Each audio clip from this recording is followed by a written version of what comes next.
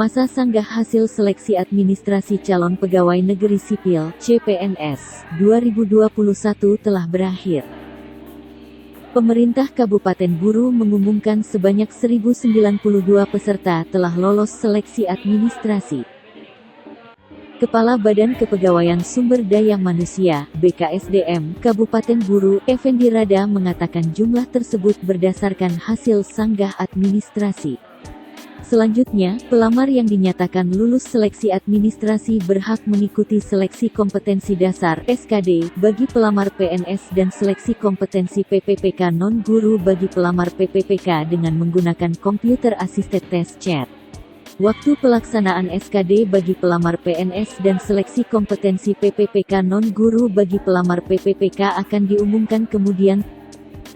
Bukankah diberikan kesempatan 14 hari bagi yang tidak lulus berkas untuk orang menyampaikan sanggahan.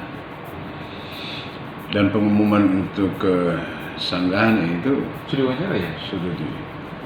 disampaikan. Dan pengumuman sanggahannya sudah ditandatangani ketua seleksi daerah yang tangani itu. Untuk pengumuman lolos itu kapan tuh? Pengumuman lolos itu beberapa hari kemarin itu. Kita belum tahu tanggalnya, lupa.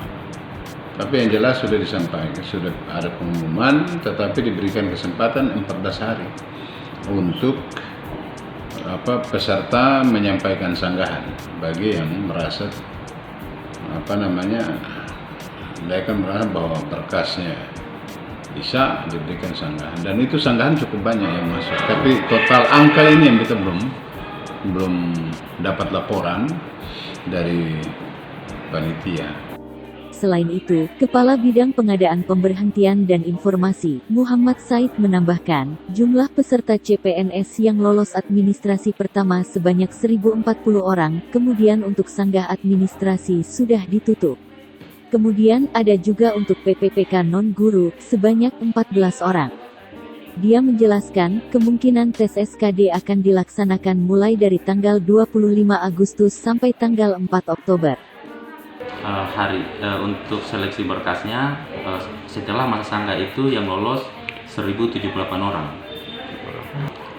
Untuk jumlah formasi CPNS itu totalnya ada 125 orang. Itu total CPNS yang formasi tahun 2021 125. Sebelum masa sanggah itu jumlahnya ada 1.040. Setelah masa sanggah ada penambahan 30 orang. Jadi totalnya 1.078.